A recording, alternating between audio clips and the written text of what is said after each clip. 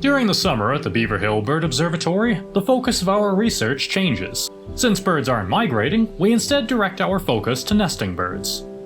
One such project this summer is focused on a very common local bird, the least flycatcher.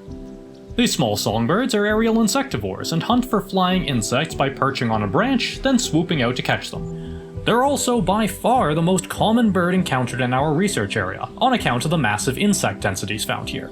The 1 square kilometer area we typically operate in supports as many as 400 nests, representing up to 2,000 birds of that one species.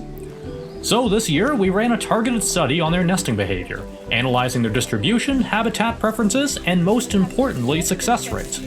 Least flycatchers, like most aerial insectivores, have been experiencing a widespread and alarmingly rapid decline, one mostly the fault of our overuse of insecticides. And that makes it doubly important to understand their biology and nesting behavior.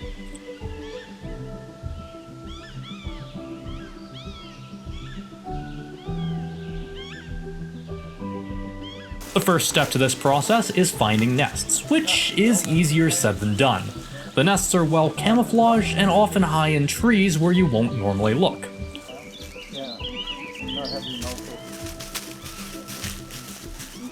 After finding them, we check them periodically with a pole camera. The imagery it returns isn't exactly Hubble quality, but it's good enough for our needs.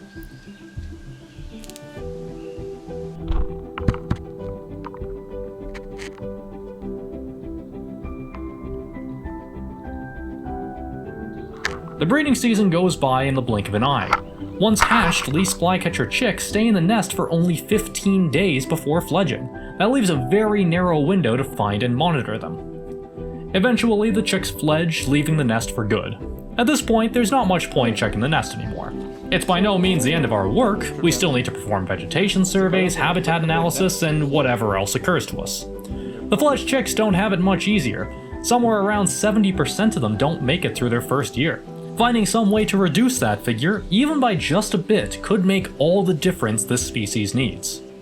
Perhaps these chicks will find their way into our nets later on this season and find themselves with a shiny new piece of jewelry. They have a long journey ahead of them still, but this leg of it at least is complete. Thanks for watching. To find out how to support our work on bird conservation, or for updates on what we're doing, follow us on social media under the handle Beaver Hill Birds, or visit our website at beaverhillbirds.com.